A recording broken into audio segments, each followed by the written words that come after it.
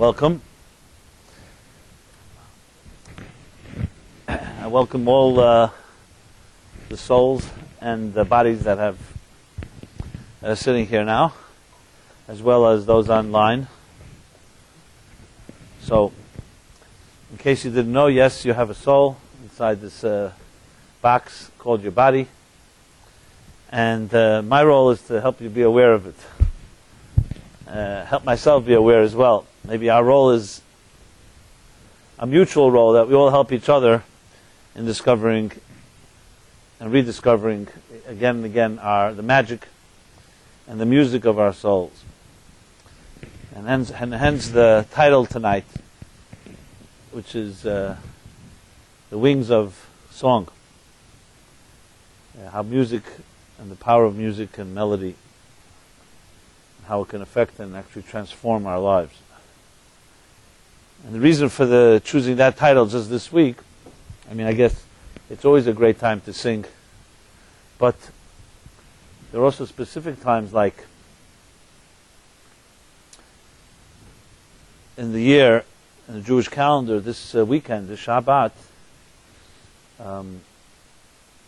is called Shabbat Shira, the Shabbat of song.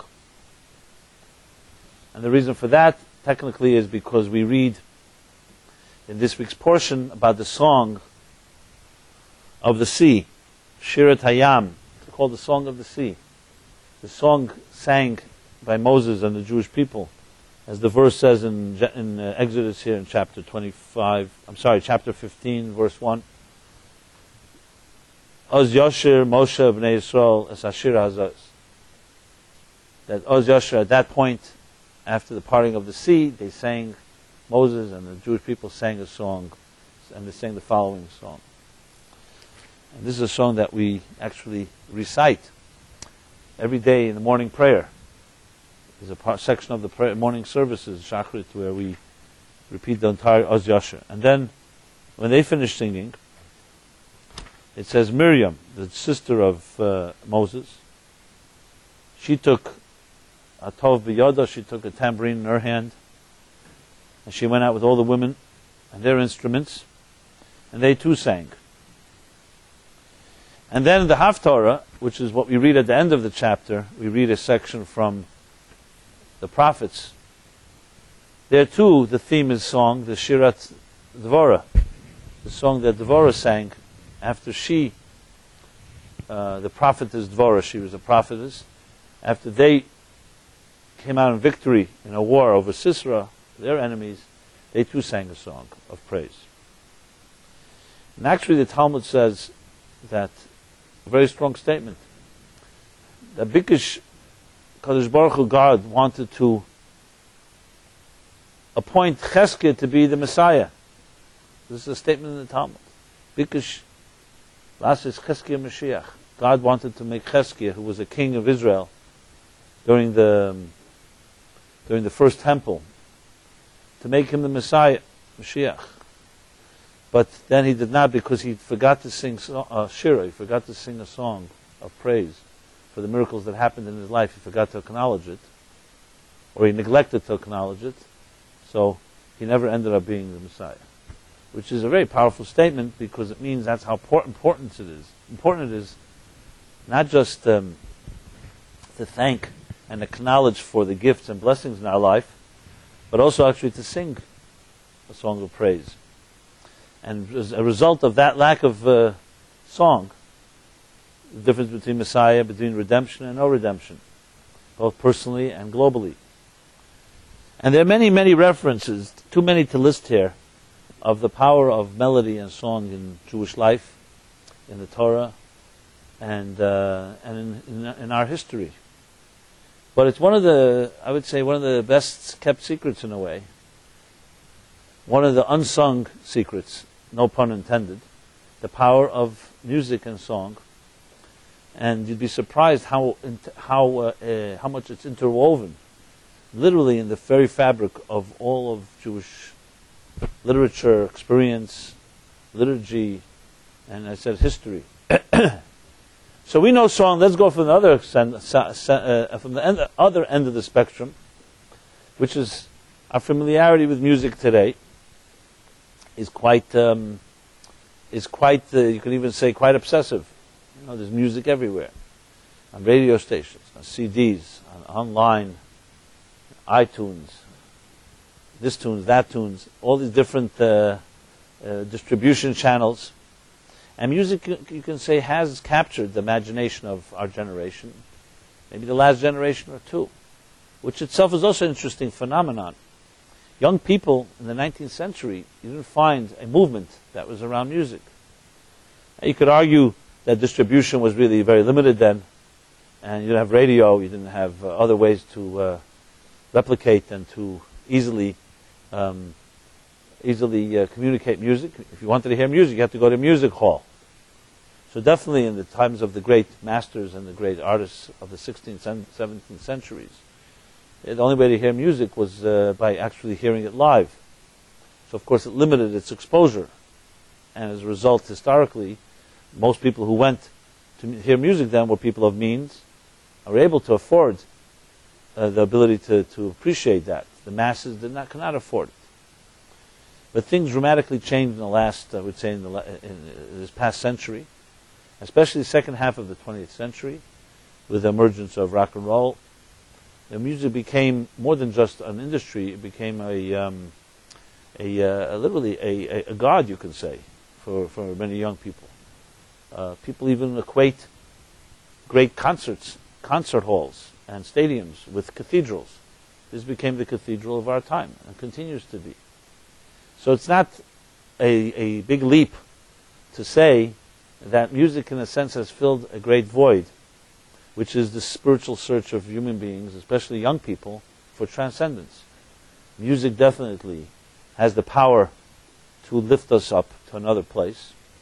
And this is regardless of what it achieves and what its long-term goals are, but the fact is, it achieves that. So when religion or other so-called more traditional ways that were supposed to nourish the soul don't exist, or they've been so corrupted that they actually big turnoffs, it would be quite natural that we would be searching for something, an alternative. And music definitely fits the bill.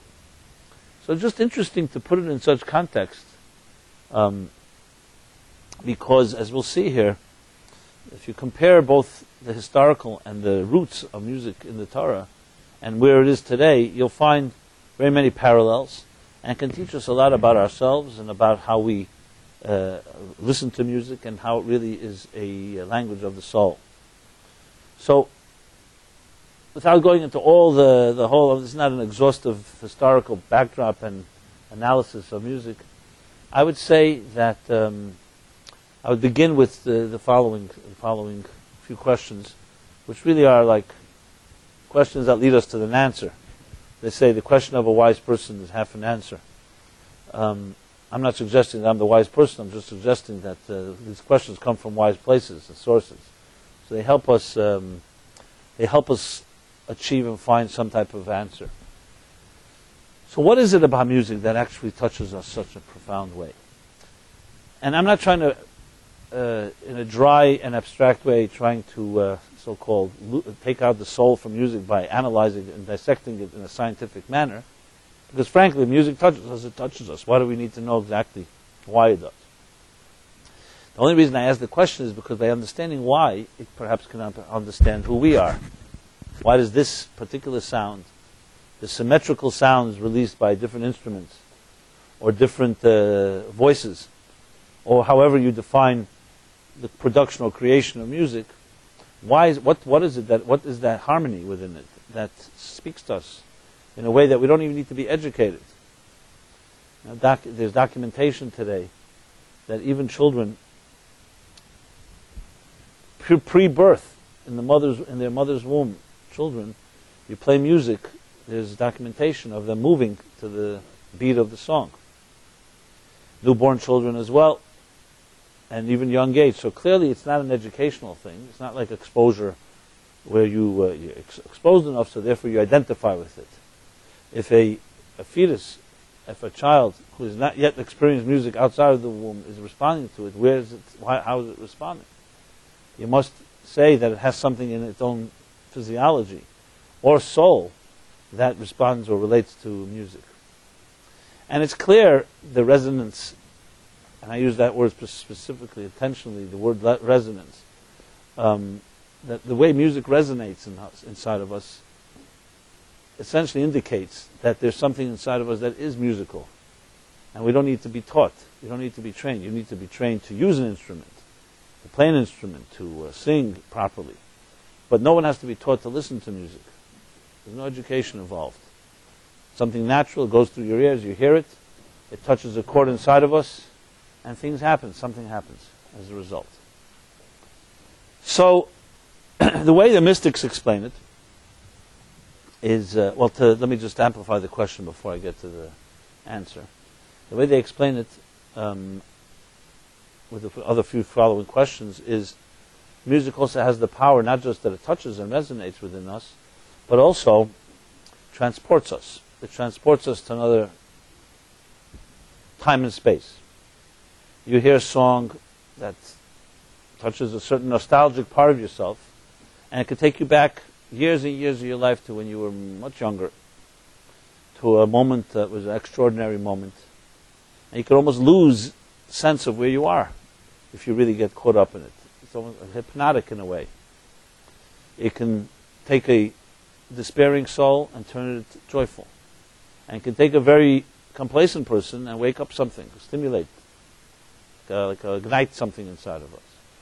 So the forces are much more powerful than just, as I said, it touches us and we dance to its beat or we move to its beat. It has the power to actually change our mood and affect us. Obviously, it would be nice if it stayed that way. Often a song is almost like a panacea, but it's a temporary remedy to despondency, and doesn't always last after the sugar runs out. But nevertheless, at the moment, it does have that power. So, of course, the next question would be, how do you hold on to it without always having to necessarily be hearing the music? Is there a way to hold on to the power of music even after the song ends? No. So these and many more questions lead us into to probe deeper into the soul of music. And again, I use that word deliberately, because that's exactly how the mystics explain the power of the song. And this is briefly how it goes. And as you'll see, once you hear it this way, it can change the whole way you look at music. And above all, as I said, the goal here is how to use it as a tool, technique, a method, a formula that can absolutely not just improve, but enhance and even heal the way we deal with things, the way we cope with things, the way we approach things, the conventional reactions we have, and so on. So the mystics say the following, using a statement from the Talmud. It says, Kol bali hashir nechnasim b'shir v'yetzim b'shir. All the masters of song enter and leave with a song. And it's explained as follows, that for a soul to move, soul transportation, how does a soul move from one place to the next? We know how bodies move. Bodies move through either you use your legs and you walk from one place to the next, or you need to get quicker or farther, you use a vehicle. So we have physical vehicles that transport us, all types of vehicles, on land, in the air, and water. But how does a soul move? And I mean, when I say move, I was moved by something. How does a soul move? So the answer is it's moved by a song. That for every soul to make any move, it needs a song to lift it to another place. That's how souls are transported. And therefore you could have someone who has chalked up millions and millions of frequent flyer miles, but their soul hasn't moved 1 inch. And then there are people who can be sitting in one place for hours and hours on end and never traveled anywhere physically. And their soul has traveled millions of miles, if not more. Because the soul's movement is not about physical space, going from here to there. It's internal. It's vertical as opposed to horizontal. And it can go deeper and deeper and deeper, endlessly. So we have in the book of Psalms which itself is a book of song, you have 15 verses that are called the 15 Shir Hamaylos. Literally means the 15 songs of the song of the ascent. Shir Hamaylos. Because they correspond to 15 steps. These are 15 verses that actually were composed by Moses himself. That correspond to 15 steps in the temple, in the Holy Temple in Jerusalem, and for you to be able to ascend, climb from one step to the next, a song needed to be sung. The Levites in the temple actually composed songs every day. Because the idea is you can't really go higher without a song. Yeah, so we sometimes think we can, and maybe we do, but you'll always find a song somewhere in there, whether you hear it or not, that helps a soul move from one place to the next. Now, there are people, in the broadest sense of the word, a song doesn't always mean it has to sound like a melody. Love is a form of song and music, as are other expressions or other forms of expression, which I'll discuss a little later here. So, in essence, therefore, song and melody is the language of the soul, and it is the tool, the transportation vehicle for the soul's movement. So if you think of it that way, let's go the other extreme. If you're able to strip your life, or you're able to strip away the body and the physical structure of existence, including your own, and just look at the raw, naked soul. And this is not just a theory, this is discussed at length in many mystical texts. What does a soul look like before it descends, so to speak, onto this plane called the physical plane? What is a soul in its own habitat? What does spirituality look like when it's not constrained or in any way constricted or defined by and trapped by physical limitations? So we can't really imagine it, because all our imagination usually uses physical symbols. So we do have, for instance, the symbol of the flame. Ner Hashem Nishmat Adam. That the soul of a human being is like the flame, is the flame of God. So a flame has a certain approximation. It's still a metaphor, but its nature and personality has similarities to our soul. For instance, a flame defies gravity, as does a soul. It's transcendental in nature. Whereas everything in the physical is tugged down and pulled down below, the flame continues to rise. The soul is always looking to rise. A flame gives off light and warmth, and so too a soul does the same.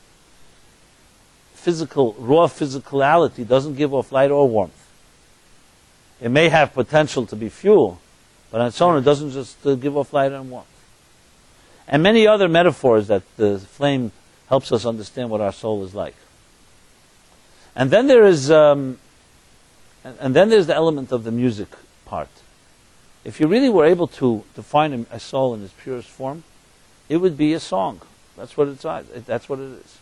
It's not just that a song elevates the soul. It is because the soul is made of song. That's why it touches the soul. The soul is made up of musical chords. So ultimately, what is the difference between noise, or a racket, real disturbing, grating noise, and music? And every one of us knows the difference. You don't need to be trained, as I said earlier. You know when a thing is grating on your nerves, and you know when it's soothing your nerves. Right? You know when someone's humming or singing and makes you feel better, and when you can't wait to get out of their presence or yell at them to shut up. Right? So, what really distinguishes between one sound and the next? So, in one word, the answer is harmony. Take the same song and play the musical notes in the wrong order. Same musical notes, exactly the same. Play them backwards. So I know there's certain records that actually use that as marketing tools. But play them backwards or play them out of order. That same song, the same notes, turns into something that is very disturbing, grating, and worse than just plain just noise, because it's a whole jumble that's chaotic. Harmony actually is the antithesis of harmony is chaos.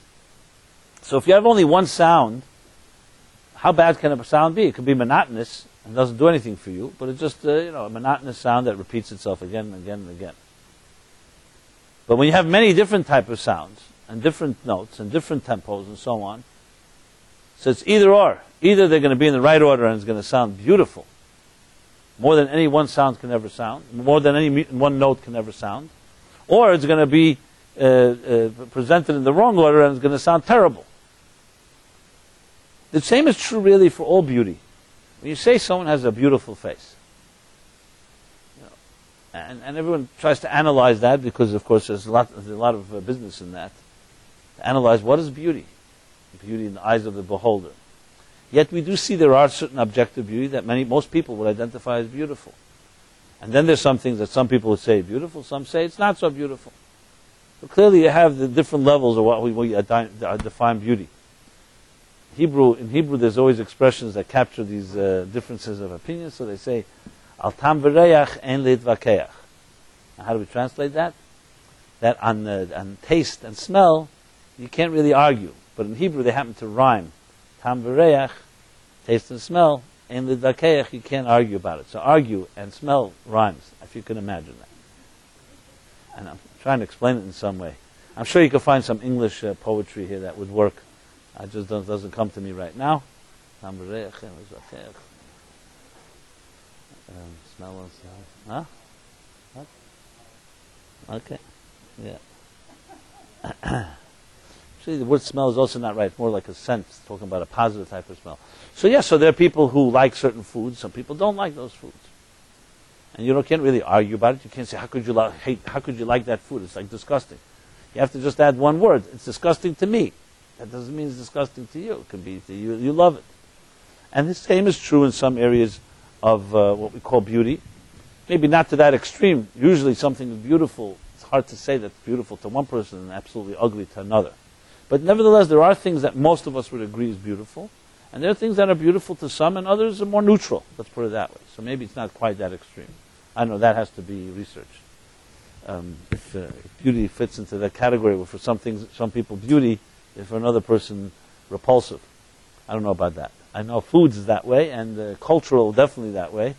There's cultural differences where in one community things are considered to be a great, beautiful thing to do. In other communities, it's like the most repulsive thing you can do. I'm not going to get into any examples because I don't know where you fit in, so I don't want to repulse anybody. But when it comes to beauty in general, so again, this is not a scientific or academic definition. I'm just giving you my own so-called grassroots common sense definition. Beauty is a form of harmony. It's symmetry. You say beautiful face. Is it the eyes? Is it the nose? Are the cheeks? The lips? What is it? The forehead? The hair line?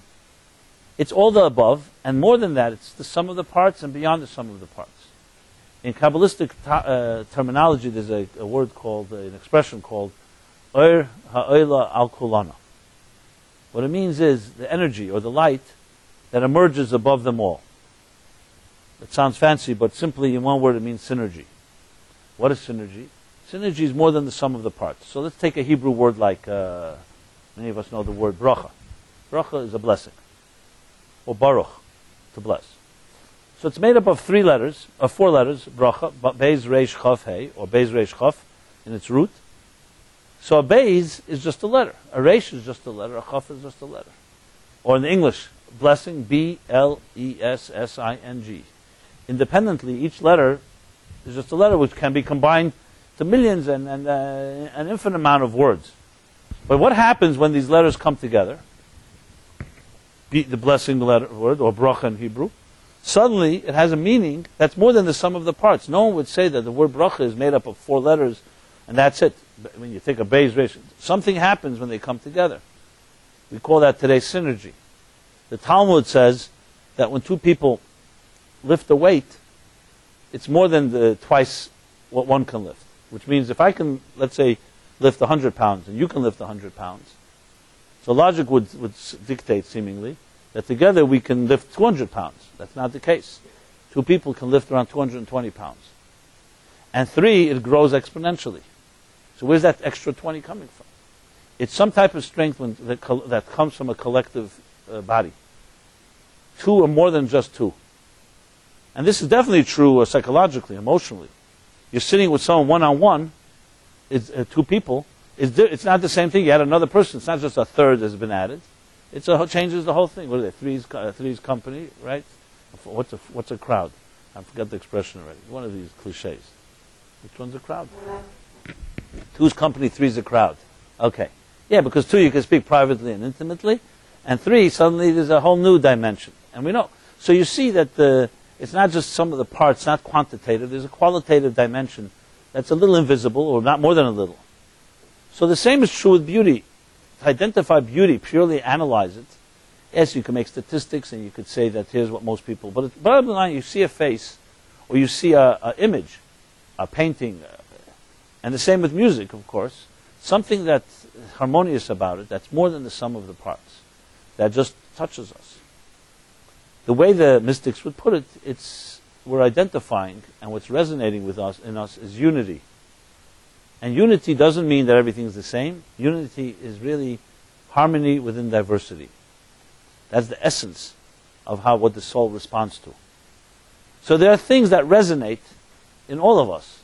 And it's always under that category. It's some type of harmony that speaks to you, that you just know something right about it. You can't always put your finger on it. You can't always analyze it. You could also make a mistake. We could be fooled. We could be emotionally manipulated. So I'm not suggesting we always know. No.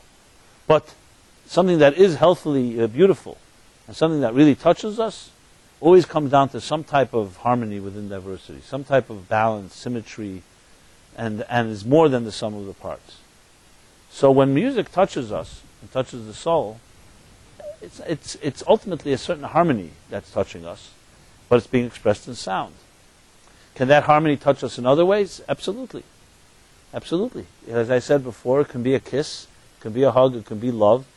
There are many, many manifestations and tools that elicit the harmonious, touch the harmonious chord within our soul. But music does it perhaps more than anyone, or I can't say more, but definitely in many ways more than most other ways, because it just automatically resonates. So in essence, a soul on its own, without a body, is simply surrounded by music all the time. And here's where I'll submit the theory, if I may, posit a theory here.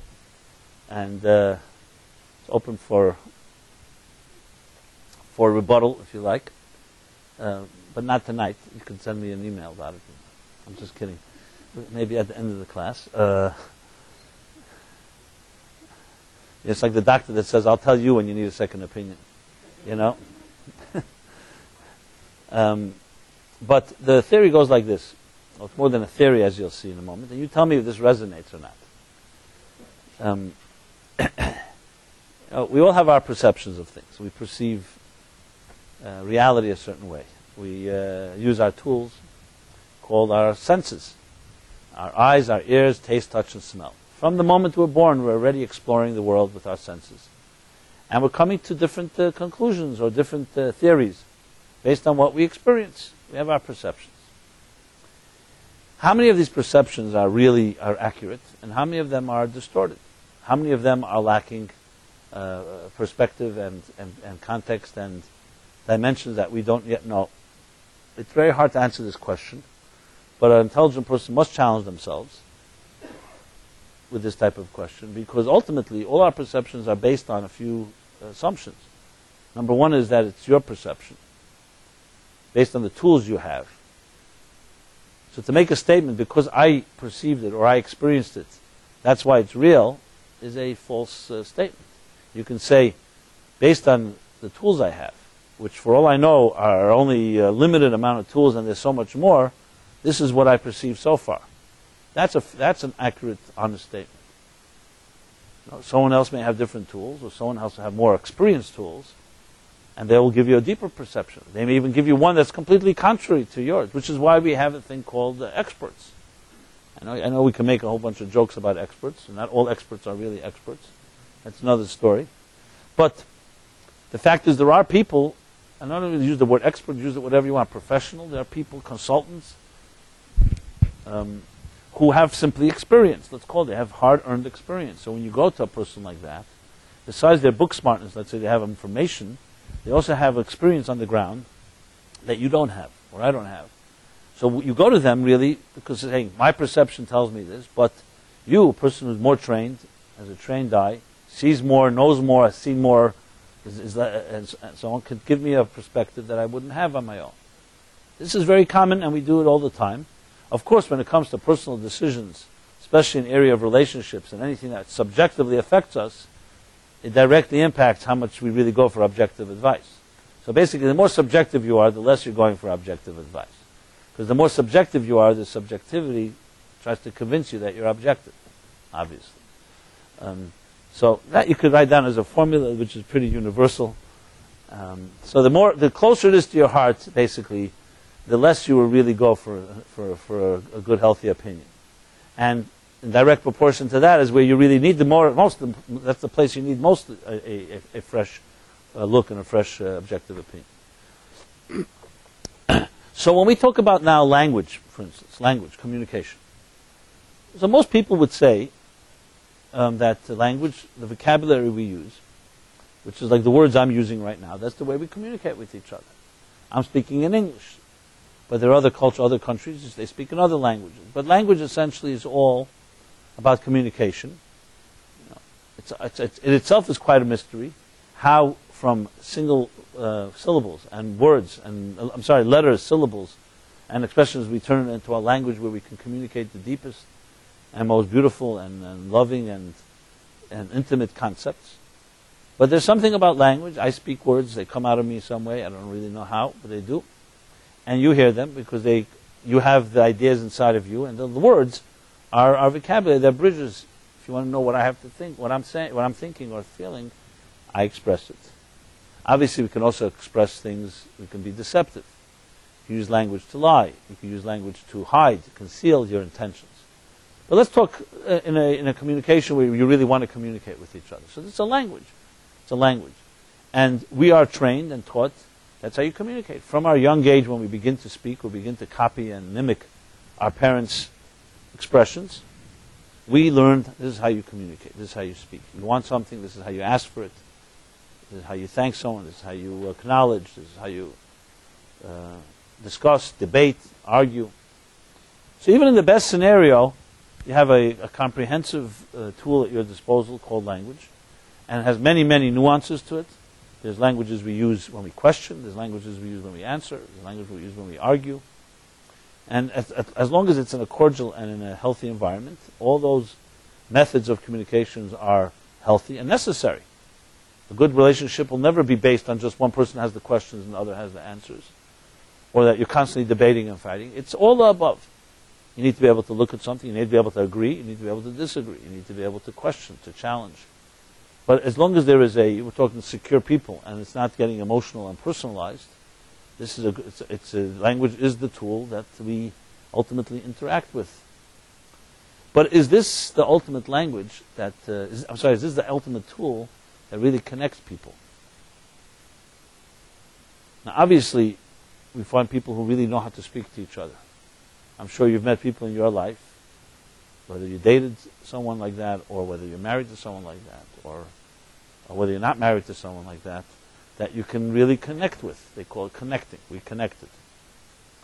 Now, connecting is again one of those ambiguous words. What does it really mean? But often it is through language. People speak, the way you communicate, the way you convey ideas. Sometimes someone says something to you, they may say the truth, but in some way it doesn't resonate.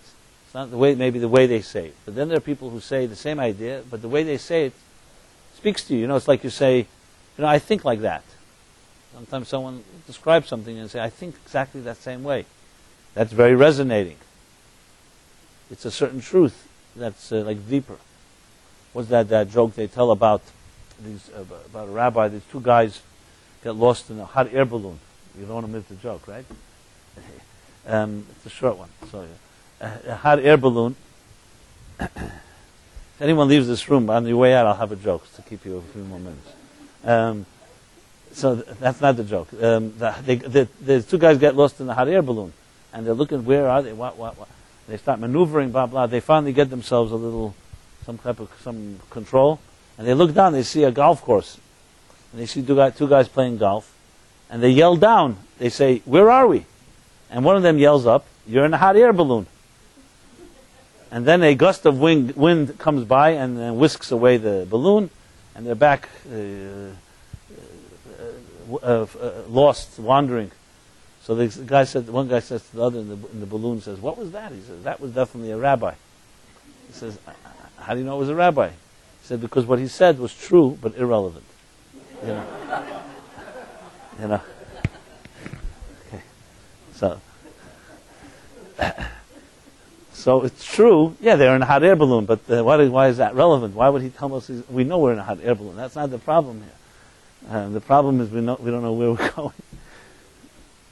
So you have many people who can tell us the truth, but they don't necessarily touch us, or they don't speak to what we need at the moment. It's like knowing also when to say it and how to say it. Like, for example, to say to someone in the morning, "Good morning," is the healthy thing to do. To tell them at night, "Good morning," is not what you'd say. Or even in the morning, if you're a certain place, not every place is appropriate to tell somebody "Good morning." So things have, they could be true, but they have to also have context and, as I said, resonance. And here's where, as I said, I was positing a theory. So we creatures of this physical universe have our tools that we've developed, for good or for bad, that we've determined these are what we rely on to analyze and to process and to probe and to figure out our lives. Once we develop into adults, and no one really knows when that exactly happens, but some say it's already at age 8, we've already developed the tools and the methods that we're going to use the rest of our lives. It's going to be very difficult to change how you solve a problem after that age. Some say that, some say later. But regardless of when, but at some point it definitely hardens into an approach. We rarely go back and revisit that assumption. We use our tools to understand new ideas and new experiences. And many times we may even come to the right conclusions. But it's very difficult to go back and say, well, second here, are you using all the right tools? Do you even have all the tools you need? And are your tools really telling you the bigger picture? Maybe they're limited. That's a much harder thing to do, because that really challenges your own basis, your own foundations. So when we talk about communication, most of us would describe like this. Look, I go through my day, and I go to work, I have family, I have people I love, I have people I hate. I have a whole spectrum of experience. And the tools I use in communicating is speaking or silence. Silence is also a tool, also a weapon, I should add. And what was it called? Passive-aggressive silence. You ever been like around that? Not that pleasant, right? Sometimes worse. That type of silence can be worse than someone yelling at you, right? Sounds like you've been there. Yeah, we've all been there to some extent. So we have these tools that we rely on, and then we have our moments of escape, where we transcend to another place, where you turn off the world around you, and you turn on music and headset or whatever it is, and you go into this oasis that surrounds you, and you go to another place. But often you know that you have to return, and we're back on the ground, basically, thrown back to earth. And we have many ways we do this. I mentioned music. It could also be through reading a book. I know that's a rare commodity today. But we also can experience it through romance and love, through art, through travel. The list goes on of the things that people do to feed their inner needs. But after everything is said and done, even the most spiritual of us, all that experience is going somewhere. You have to go there. Left to our own resources, left to our own tools, we are physical creatures on this earth with our limited tools, for better or for worse. But what would you do if you found out that it's actually the other way around? That the most natural part of a human being really is musical. that your soul is constantly submerged in song and music. That's its most natural place. And for it is a foreign journey to come into a world like ours, where once in a while you hear a song, and most of the time you hear the people arguing, hostility, anger, cruelty, or just plain complacency of this cold material world that we live in. That's not just a difference of perspective, it's like inside out and outside in. It's a whole different way of looking at things. So what the mystics ultimately teach us, and that music and song is actually a visitor from another world. It's a visitor from outer space that has been given to us as a gift to remind us, not just that you have a way to escape and a way to surround yourself for a moment in the embrace and hug of song, but it's actually a visitor, as I said, from another place that is coming to teach us that reality has a whole different meaning than the one we think is real. So to use a parable that I have often used for this, when God created the universe, He consulted. He also went to consultants. He consulted with angels. With the angels, I guess He created angels to be consultants, to whether He should give the human race this gift called music and art. All the arts, basically. Music and song. And the angels, as their usual best behavior, said, no, you shouldn't. And they gave a very logical argument, because human beings are too inferior to appreciate the sublime and subtle power of music and melody. Give it to us. We, celestial angels, ethereal forces, will appreciate the power of song and use it to sing your praises, to bring more soul into existence. Whereas human beings will turn it into a commodity. They'll industrialize it. They'll turn it into a business.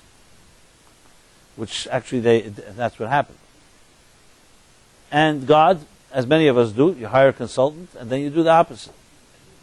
For some reason or other. I guess it feels good to not listen. And you pay the person for that pleasure,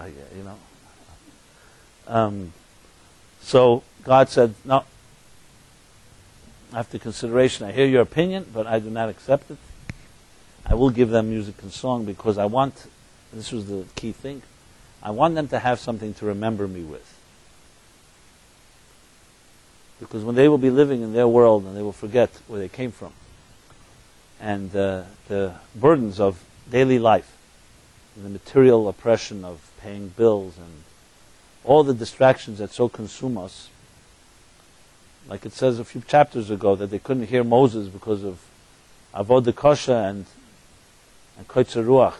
Their breath was short and the work was so oppressive. They couldn't hear anything.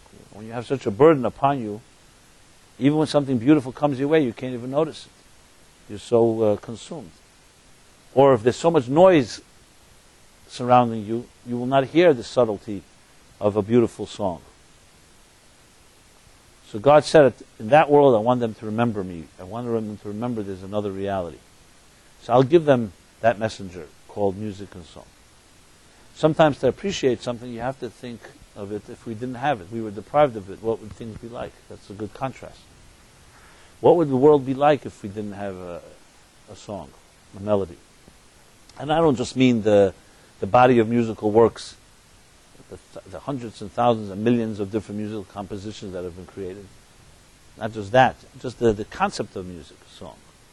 The fact that, the idea that a person can hum melody or be touched by a melody.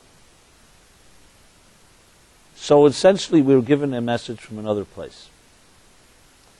And in that sense, if you get in touch with that place, yes, you can get in touch with it sporadically and it becomes a type of temporary experience. Or, imagine if you're able to open up the reservoir of your soul's resources, then you'd be singing and dancing all the time. And I don't mean that literally. because that won't necessarily be so acceptable in the norms of our world. They'll usually identify you a certain way if that's what's happening. But I mean it internally, like what consumes you. And this is a critical thing because let's apply it, let's say, to Torah itself. You read the Bible, Chumash, this chapter, next chapter, last chapter, whatever you read. So yeah, there are profound insights, and there are, as I mentioned last week and almost every week, there are thousands and thousands of commentaries upon commentaries that analyze and probe through every little nuance and every letter in the Torah. It's endless. Literally endless. How much you study, there's always more. But the question is, how many of us, when we read it, hear music, hear a song, hear a melody? King David writes in the book of Psalms, Miras hayului chukecha, that your laws, your rules, or your laws, he says to God, are like songs to me. It's a big difference of how most of us see law, or how most of us see a commandment. Who wants to be commanded? Which is why really the true definition of a mitzvah is not commandment, but connection. And think of the difference of one word. Talk about language and the trap and opening of language. Translated commandment, most of us are really not interested in being commanded. Translated connection, everybody wants to be connected. And you want more and more of connections, networking and connections, whether it's physical connections, spiritual connections. It's a big difference. So essentially, we really live in a dichotomous world. We live in a world of raw, primitive, inanimate matter that has within it trapped and embedded music and song waiting to be released. And that music and song is there all the time. You have even these, futuristic science fiction movies. You're always looking for the sounds in outer space. Music and sound. That there's some sound everywhere. And it's true, there is. The orbit of the celestial bodies emits a sound. The sound is subtle, but there's sound in space. If we were to shut off all man-made sounds, there is a sound in existence that's very, very subtle. In the story of Elijah the prophet, when he's looking for God, and it says that Leberuach, first a great wind came, and he thought maybe that's God, and he said no, it wasn't. God is not the wind. Then came a great sound, a great rash, a great earthquake, or thunder rather, and God was not there. Then came a great lightning, Lebe'esh, fire. And he thought God was there, and then he realized Lebe'esh, not in fire as well. And then he said, the next thing came, Kel Dmamodako, a very gentle, subtle sound, voice. And then he recognized that must be God. So you always think in terms intuitively, or the way we've been trained, and this is a perfect example, size matters. The bigger something is, the more powerful it is. Today, in modern technology, it's the exact opposite. The most powerful forces are the smallest. The most powerful, potent forces in existence are microscopic, impossible to detect with even with instruments. Microscopic particles, subatomic particles. And when energy is released from there, it's far more powerful than the most powerful thing you can imagine. Because we've been trained to think with tools that are very external. And we travel from the outside in. We take these tools, we look at the world around us, and we try to understand what's going on. But the deepest experiences are always from the inside out. Let's just use ourselves as an example. Yeah, we're sitting in this room here. I'll be the guinea pig, kosher guinea pig, okay? You're looking at me, I'm looking at you. And the first thing you see when you meet somebody is, what do you see? You see what your eyes see. You see the body. You see a person's body, their face, their body language, expressions they give off. Because we understand that every one of us, you know it from yourself, has more than meets the eye, so then when the person speaks, you begin to learn more about them. They start expressing themselves, and you learn what kind of person this is. When we really become friends with somebody, close friends, it really means that you have gotten beyond the external, and that when you see that person, they immediately bring a smile to your face, hopefully. Why? Because you now know them far beyond that first encounter you had with them. You see their body. Their body is like their calling card. That's how you know it's the person. But you are now connecting to their spirit, which is not tangible. It took time because you needed to travel in. So we analyze and understand the universe only from the outside in. We have no other way. We're not prophets, and we have no way of going inside somebody else without them letting us in. So we only have one way to go, is from the outside in. And then a good relationship, you get somewhere deeper inside, and then two people can connect. But you yourself, how do you know yourself? It's only from the inside out. The only thing you'll ever experience in life, absolutely inside out, is yourself. If someone else is in pain, they have to tell you, or they grimace, or they express it. It's the only way you can know. When you're in pain, you don't have to. No one has to tell you. It's your inside just tell it to you. You know, the mere fact when you say I exist, what does it feel like to exist? I am. So as I've often mentioned here, health. If someone asks you what health feels like, and you can describe it, you're in trouble. Health shouldn't feel like anything. If it feels like something, you usually need assistance.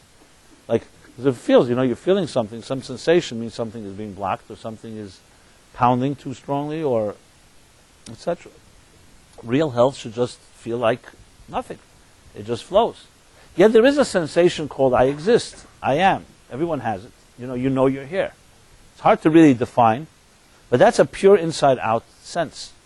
It's not based on, because you look in the mirror, that's how you know I am. Yes, Descartes and other philosophers, this one says, I think, therefore I am. This one says, I eat, therefore I am. Some say, I shop, therefore I am.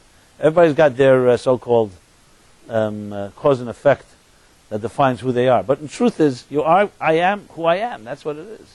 I mean, God said it to Moses in a way, I am who I am. But that's not a separate discussion. But in our case, you don't need to do anything to be. You don't need to think. You don't need to speak. You don't need to act. You are. That's it.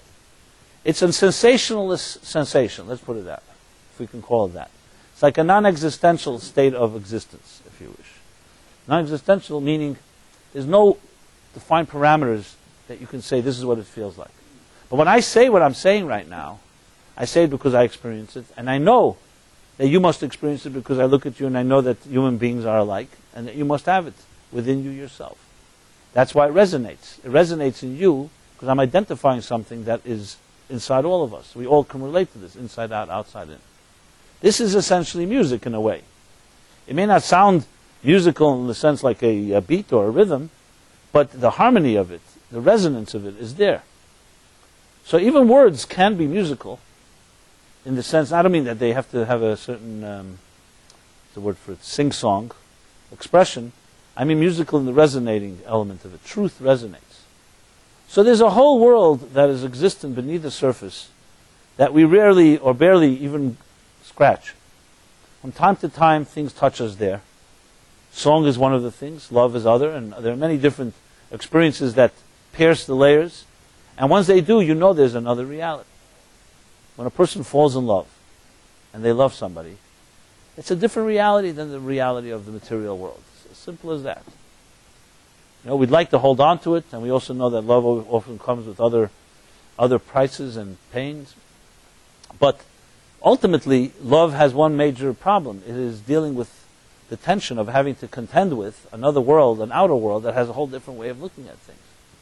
It's called self-interest, narcissism.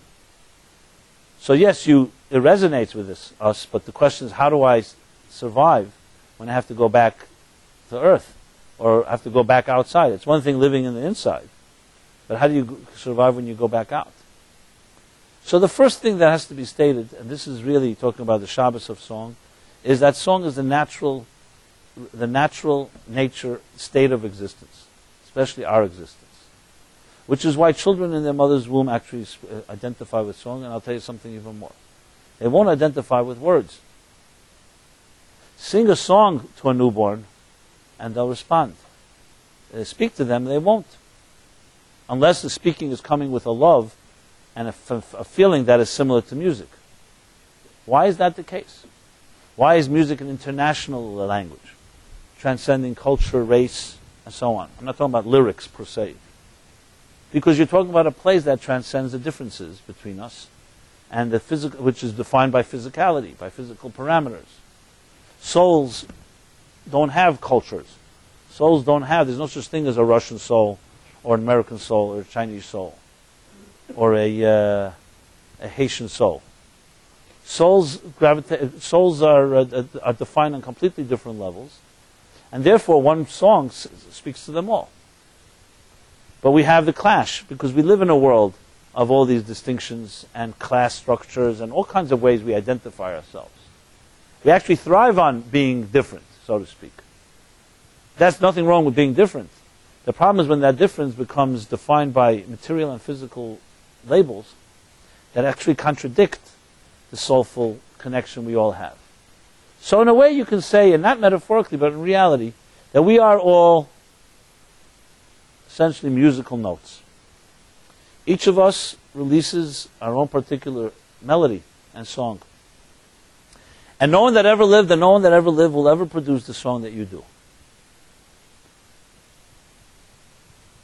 And as it is with song, each of us complement each other. Because as different notes, we need each other for the entire song to play properly. So we're both indispensable, but also complementary to each other, which is an interesting mix. It means it can't be done without you, but you also can't do it yourself. You need to, as Hillel said, if I'm not for myself, who will be for me? If I'm only for myself, what am I? Very different, very similar to musical notes on a song sheet. Only one difference. The notes on paper have no free will. So they can't really jump over the page and say, I'm not interested in playing music. They're there and that's it. They're stuck there. Someone put them there.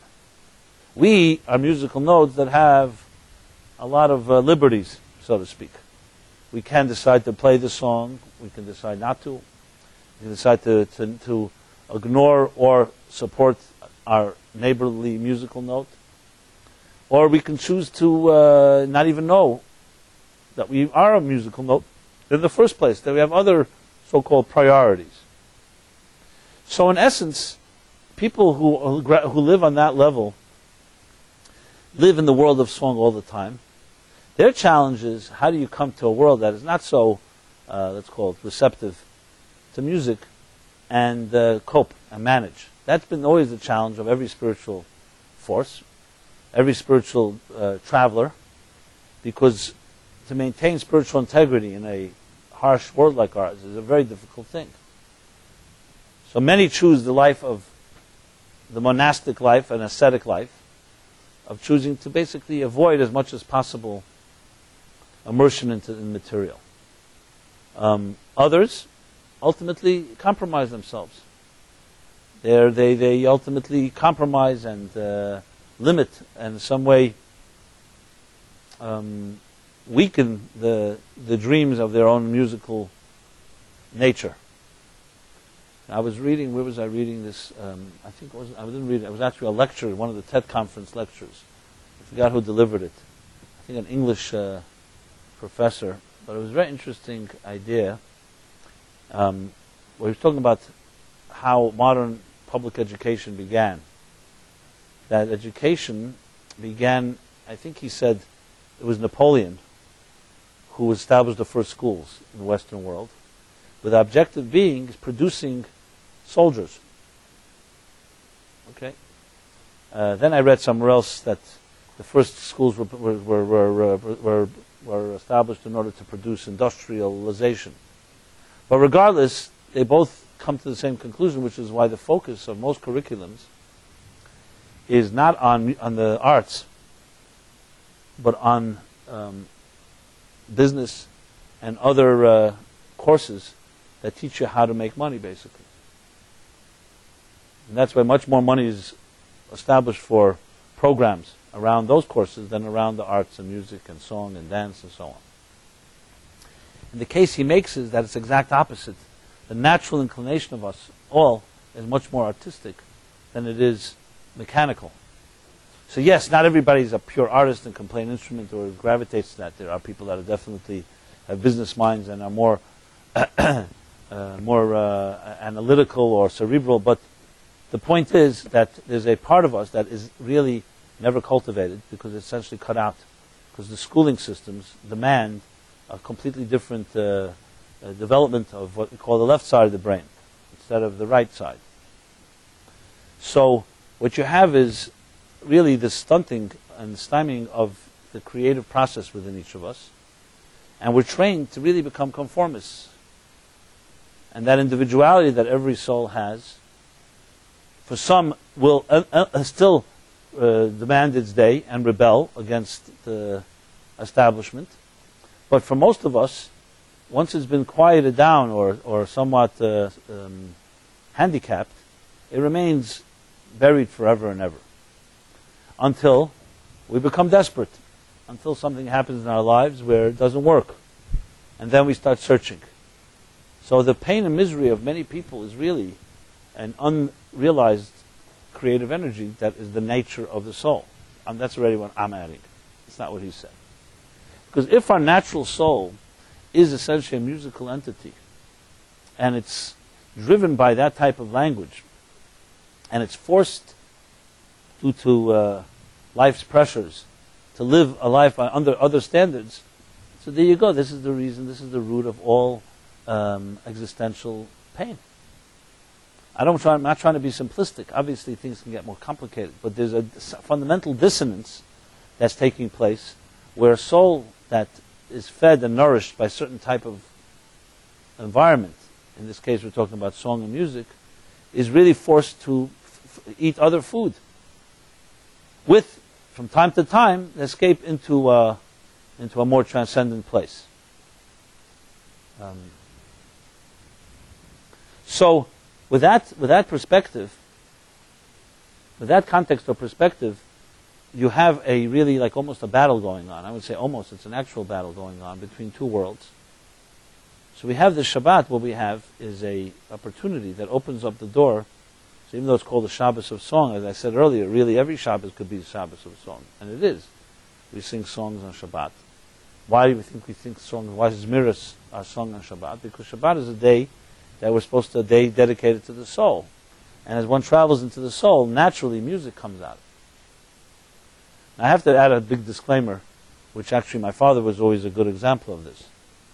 By Chassidim, where they use a lot of song as tools and techniques in this regard, you find an expression that says a person who has a sensitivity to spirituality will also have a sensitivity to song. So by Chassidim, there was always some people were always at mercy of the cynics, because when they opened their mouth and started singing, it didn't actually come out very nice. Now, some people sing off tune. I don't know if you've ever been in such a circumstance. Like, the joke goes, what's worse than one person singing off tune? Two people singing off tune. And nevertheless, you find people who can identify with music. It touches them, and they really can be touched very deeply by it. Yet when they have to sing or they have to perform, it doesn't really come out quite that way. As I said, my father was a perfect example. He was very musical in a way, but he could not sing to save his life. Couldn't hold a tune. Some of my siblings maybe inherited, maybe I also did. We'll find out. Maybe I'll sing a song soon. We'll find out. So I want to add that there's a thing called a chush hanagina and a kishrin hanagina. In Hebrew, chush and kishrin are two words used. Chush is what's the word for it? More than a knack, it's a sense. And kishrin is a skill.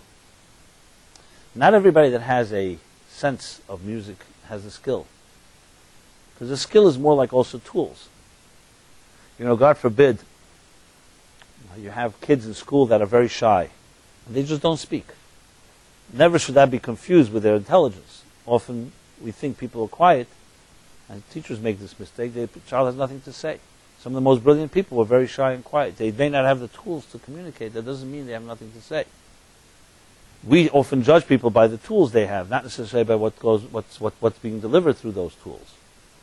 So obviously the optimal would have a person who has great energy to deliver, and they also have training tools. I know people who have brilliant ideas, they just can't communicate them effectively.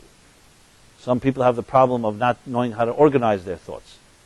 So B comes before A, and C comes before, and D comes before C. So it sounds like gibberish. It sounds like a very confused person. It just, what's lacking there is not necessarily the ideas. Sometimes they just know how to, they have the intensity of the ideas, but the way they deliver them, they were not trained, or it doesn't come natural to them to put them in an order. That, you just change the order, and the whole thing changes the entire message. So skills should never be confused with the sense, and vice versa. So some people have been blessed with beautiful voices. They can sing beautifully. Others may have the sense of it and be touched by it, but they just can't get it out. Their what's it called? Their instrument is not either physically, or never been trained, and so on. So I just wanted to say that as a footnote. Every one of us has music inside of us. Whether you can sing or whether you can play is really irrelevant. Not every musician, and I'm sure you can acknowledge that, means that they have the best sense of music. Some musicians have great technique, and you don't necessarily hear the soul so much. Others have great soul, and the technique is not so great. And there are those that have both. Not here to identify. I'll leave it up to Philip and the masters, of the musical masters that we know. But the point that going back to, that was just somewhat of a disclaimer, or I guess a footnote. The point here is that how then do we develop and use music and song as a tool to change our lives? That's really what it comes down to. I mentioned before, it clearly has the power to transport us. But I think the answer to this question is vital to understand that you have it constantly inside of you. You see, if you saw music as an anomaly, a thing you escape to, then of course, you escape at times, but then you got to return. But if it's always there, it's a whole different attitude. It's always there means it's there. It's available to you, and there are just different ways to access the so-called reservoirs, the waters, the well springs of our soul. As I said before, a person doesn't have to sing and dance physically all day to be in that type of place. There are many ways you can express it. It essentially comes down to is recognizing soulfulness in everything. That's what it comes down to. The Kabbalists say there are divine sparks everywhere. So think of it like dancing particles that exist in all of everything that you encounter. In this table, in this chair, in your cup of coffee, in the people you meet, in the birds in the sky, in the grass, in the concrete, everywhere. There are dancing particles. But they're trapped. And as long as they're trapped, the music will not emerge from it. What's really happening when we are touched by music, or when we access music, it's not just a type of instant gratification, selfish gratification. Oh, now I feel good. Now I feel high. Now I feel uplifted. Now I feel something resonates. It's not about you. What's happening is you're opening up the door to another world, and you're letting that world enter this world. That's what's happening. It's almost like an obligation more than just a something that we feel entitled to. People who are great artists and musicians in Torah literature, you'll find fundamental humility that they talk about. They feel that they're like channels, and they were blessed that something should channel through them.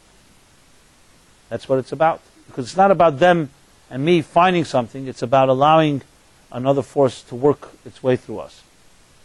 So in that sense, we in a sense have an obligation that every time you meet somebody, or every encounter you have, it's your job to turn it into something musical, something beautiful, something harmonious. And again, I use the word musical in a very broad sense here. Doesn't mean necessarily you have to sing with that person or make them sing, though that wouldn't hurt. But it means lifting the experience to another plane.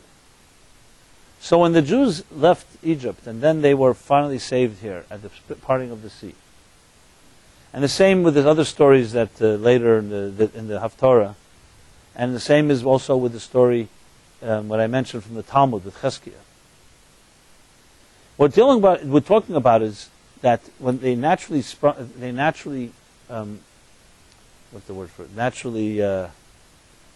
broke out into song, to Shira, in this chapter, what was happening was not just that they felt good, it was like a spiritual moment. That's why the parting of the sea and all that comes with it is always identified with a spiritual dimension. The sea being the world of the soul, and it being exposed in the world, Hafich Yamli Abasha, where land became water, which is really a spiritual experience ultimately. Land conceals everything that's within it. Water is connected to its source. So you have an experience that when they sang song, what was happening really was their soul came alive.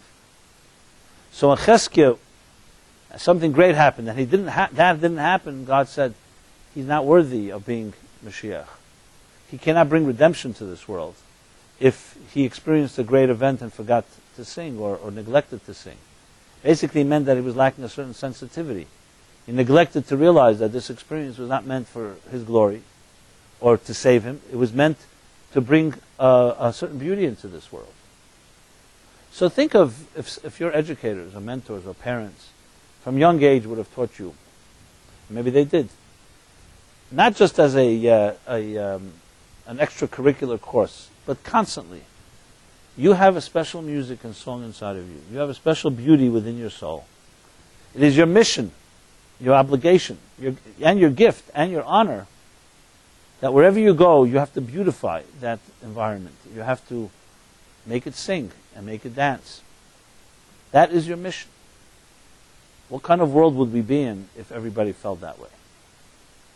What actually happens is, not only does that not happen, what happens is the exact opposite. First of all, we become complete victims to the hostility around us. Forget about making it sing and dance. We become an extension of it. Either we react to it, either we become a product of it, a victim, or we reciprocate, because that's the only thing we know how to do. So the second thing that happens is this soul then goes into deeper hiding, because the soul is terrified by hostility, by everything that's not musical, not harmonious. Chaos for a soul is like poison. It's anathema. It's not just a not comfortable place. It's like for a child. What does a child feel like in a war zone? What does a natural child, the first time it sees a child, a little boy or girl sees his or her parents at war with each other? You think it's simple trauma? It's unbelievable trauma, because this child never saw anything but seamlessness. It does not relate to that type of world. But then it begins to adjust, which is the bigger tragedy. Even though adjustment, yes, you can say is resilience and survival. But hey, once you start adjusting to a war zone and you start thinking war is natural and peace is the anomaly, it changes a person's standards, it changes everything.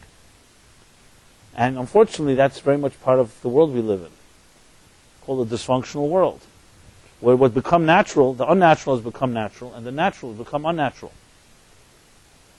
So yes, God in His mercy has given us the ability that no matter how dark of the world around us is, we still have the ability to hear a song and hear music, and it touches us. But it becomes as I said, an anomaly. It's an exception to the rule.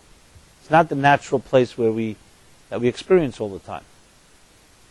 So, in that sense, song and music is like a service. You're serving God, you're serving the world, you're serving others, by you becoming in that fashion. So what does it do for you when you have that attitude? First of all, you cease being a victim.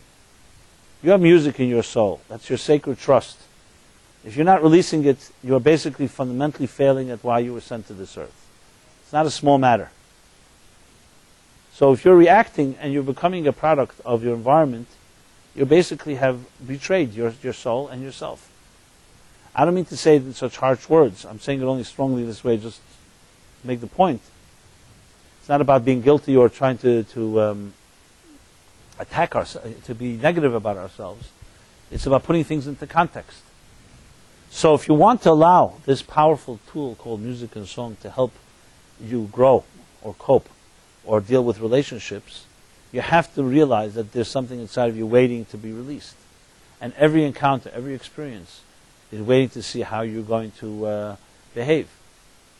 That's not a small matter. It means every moment you're on, I don't want to say on trial, but you have two choices before you. One will either allow your soul out from its prison, or will imprison it further. It's simple as that. There's no real third option. It's like climbing a mountain. You're either going up or you're going down. I know we all like what's called to be undecided. You know, like the guy there, the pollster comes to the door and says, "Okay, so are you for or against?" He says, "I think I'm from the undecided." You know, and it's called being on the fence or neutral. That's the word, neutral. But even though in Judaism there's the thing called fleshik, milchik, and parav. Fleshik is meat, and milchik is milk, and parav is neutral. But parav is also a state of being. It's not so neutral as it sounds. It's just not the other two extremes. So to be neutral when there's a war going on, is that really neutrality? Switzerland was officially a neutral country. So if you're neutral, two people are shooting at each other, and you're standing in the middle and saying, "I'm neutral," it may be good for you and your business, maybe, for the moment, but when you see a crime being perpetrated, is there such a thing as neutrality? Neutral means that you've basically chosen to ignore it. Yeah, you can justify it saying, if I didn't remain neutral, I couldn't help, blah, blah, blah. But I'm not going to go there because it's another discussion. The point here relevant to us is, you're either creating music or you're destroying music, let's put it that way. Because the musical soul, which is each of us, continues to travel. You continue to meet people, encounter events and experiences, and there's a reason for it all. So in that sense, let's take it back to a song. I'm sure everybody's got their favorite music. I'm sure it also changes in time. Sometimes one song is your favorite now, then time it changes. Next time you hear a song you like, and you can try it out tonight or tomorrow if you like. Let's try a different method. I mean, I'm not to take away or in any way lessen the impact of a song you like. That's great.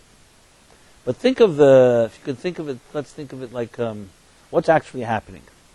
What's actually happening is the song or the music that you're listening to, or playing, or singing to yourself in the shower or wherever, is really connecting to something inside your soul. So use this as a meditation. So it's your soul that's like dormant within you. And now a song is being sung. So instead of just think of it as a song, think of it as a tool. Think of it as a tool that is in some way penetrating and entering into that part of the soul, and it's releasing something. And that's why it's touching you. What means touching you? It's touching that part of your soul. The song is the tool. And if you think of it that way, you'll see that it's not just the moment that you sing the song. Once that soul has been touched in that way, in a way, there's a certain obligation that comes with it. What would be a beautiful thing to do at that moment, or let's say a moment afterwards? I mean, it doesn't have to be that second. It could be an hour later or a day later. An inspiration that will help somebody. Now, how many of us think of it that way, that when you hear a song and it touches you, you should feel blessed that you have the opportunity to help somebody? That right away will integrate and allow your soul to continue to manifest itself, and not just go back into hiding after the song is over. This is a way that music touches us. I've seen in my own life how music or songs. I grew up in a Hasidic environment where song is very prominent. It's a very big part of the culture. So yes, there's philosophy, and there's the teachings, and the study, and there's prayer, and there's good deeds. But the song, besides being a way of transporting people to another place, besides being a form of yearning to go to a greater place, ultimately, when it's truly used well, it is the so-called, like almost like this consummation of an experience that makes you a better person. Bottom line. So they have in the Hasidic world, they have a thing called a farbrengen. come together, people sit, they sing, they say l'chaim, they speak, and then they sing a powerful song. So of course it's all the above, but what the song tends to do is bring everybody to another place, a certain unity. What it's really meant to do is cement and concretize the love and the union of these souls into something that will make them each more responsible, more giving, more refined. That's what it's about. So the angels were right in a certain way. Maybe that's why God asked them. Music was industrialized, and it was compartmentalized, would be the better word. It was turned into a thing that we escape into, we run into, we buy and we sell. Many musicians are struggling, and how is it that who was it that said? Kierkegaard said, spoke about the performer. I don't know if it was the musician or you all know the metaphor of the weeping clown. Everybody's laughing, but the clown is crying. So I think Kierkegaard put it much more poetic than I'm going to say, because I don't remember the exact words. He's talking about this artist who's giving his soul to the audience in this most beautiful, exquisite music and song. And the way he puts it is that with every expression, another part of his soul has to cut open, like a raw wound, and the audience keeps saying, more, more. So they're getting entertained, and he is basically dying inside, in a way. Van Gogh, when he saw the painting, I think, is it Rembrandt, the Jewish princess? Or it's another Dutch, the Jewish what? The Jewish bride, I'm sorry, the Jewish bride. Is it Rembrandt? Another Dutch 17th century artist. So Van Gogh, when he saw it, he said, the one who painted this had to die many times. Now, this all seems negative, like dying, but what it really means is to sometimes reveal very profound beauty, you have to kill outer layers to get there. And that's not such a simple process. So I'm not discussing that negative side of it. I'm talking about, obviously, the positive side. But in a positive way, yes, it's a way of almost giving up, or I would say releasing the hold of a material tools that we have, and realize there's a whole set of tools that we don't really use very much. That's the tools of the soul, the soulful tools. And in that context, when you come together, whether it's a farbrengen, or you sing a song together, or you sing a song with yourself, song is meant to be a tool that helps a person so-called shed the outer layers and reveal the inner layers. And when that happens, that has to make you a more refined human being. So it's known that people, it's called courtship and romance, you use song and music to woo one another. But there's another element to it. It actually is a way of bonding two souls together. It's not just about a way of wooing. I guess in the animal kingdom, different animals did do serenade in order to mate with and attract different their mates. So I guess humans also do that to some extent. But there's another dimension, as I said, where song actually expresses an intimate connection between two people. So a person who loves another sings a song to them, or they sing together, or they hear from one another. What's really happening, the souls are communicating with each other in ways that conventional language cannot communicate.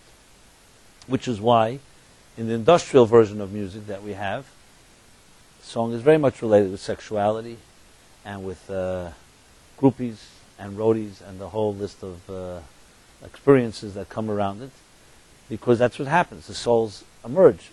When it's undisciplined and there's nowhere to be channeled, it can be not just reckless, it could also be unhealthy, and definitely is not necessarily connected to anything that is long-term commitment. So, but song in the healthy sense of it, so that's why the angels in one way were right. They were saying, give them song, they're going to use it, they're going to manipulate it, they're going to exploit it, and use it for selfish purposes instead of what you really want. So we heard their opinion and we know it, but God chose still to overrule them and say, I'm still going to give it to the human race, because despite the fact that it could be abused, it's still also a reminder of something greater. And if they're wise, and they will ultimately learn to use it for the greater purposes, not just for that selfish indulgence. So in that sense, song is, as I said, service. It's avoid. It's an avodah shebelev. It's service of the heart. It's the way your heart and your soul works at developing itself, actualizing, and so on. So, I guess in the spirit of that, it's hard to avoid. I would like to sing a song to all of you, if I may, and with Howard's permission. Yeah. And I hope I try to convey some things that I could not convey in words. Okay. So, what song do we sing? So I'll sing one of my. There are many that are found moving. Shamil, that's the song you want. Any request?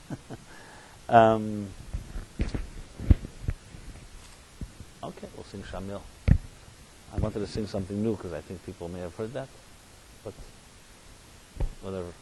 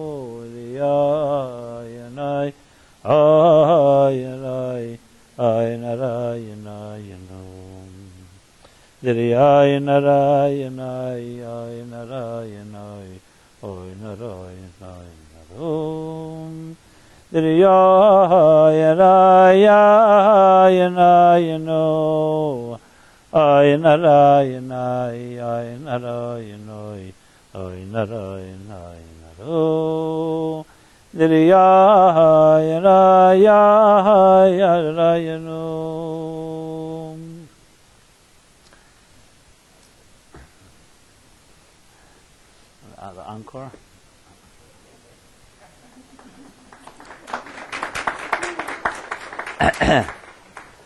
Thank you. Okay, I'll sing the second song.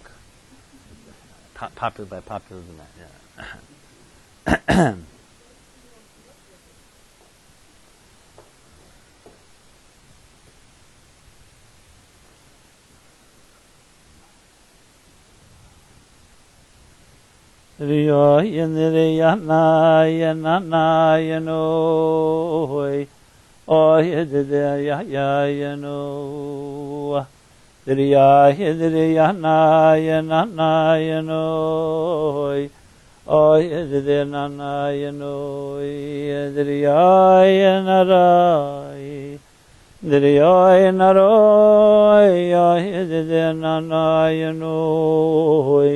Oh, Yedinanayanoy.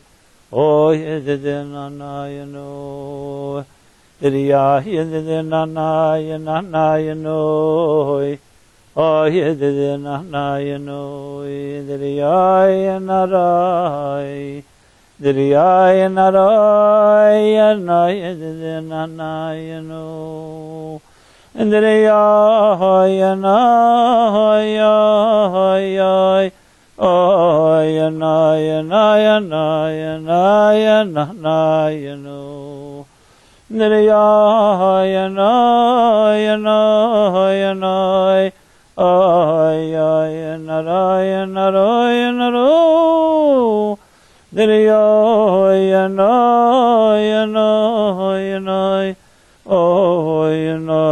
Nayanai, Nayanayano, Dirioyanaroi, Dirioyanaroi, Oyanayano,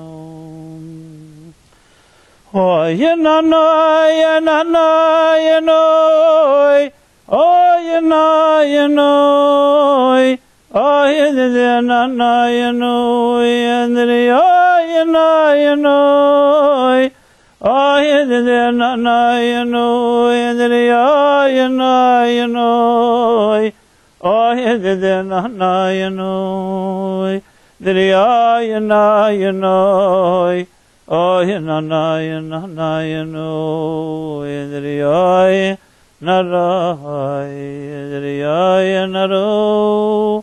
Oh, Yedinanayano. Oh, Yananayanoi. Oh, Yanayanoi. Yedinanayano. Nidyayanayano. Oh, Yedinanayano. Yedinanayano. Oh, Yedinanayano.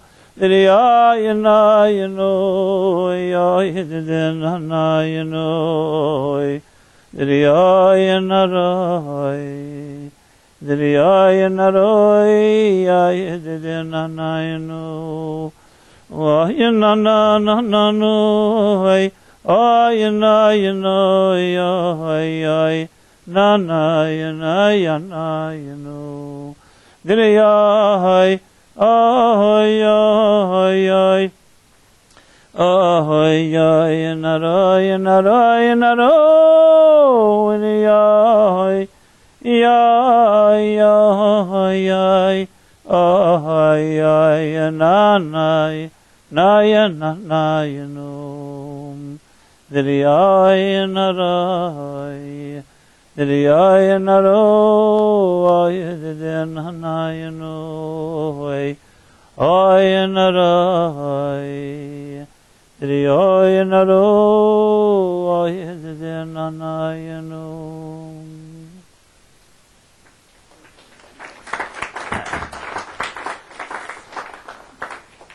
So thank you very much, everybody. It was an honor to sing. And then may you sing to many people around you. And may the song of our souls basically dominate our lives. And think of it, next time you get in an argument with somebody or some hostilities, try singing a song. How do you like that? It'll diffuse it. So, tonight we're here, Wednesday, tomorrow night, Philip's class at 7 p.m. Musical Mystic. Philip, Spiritual Creativity. Tomorrow night, 7 p.m., and I'll be back here next Wednesday night, and it's always an honor and pleasure to be here. Thank you very much.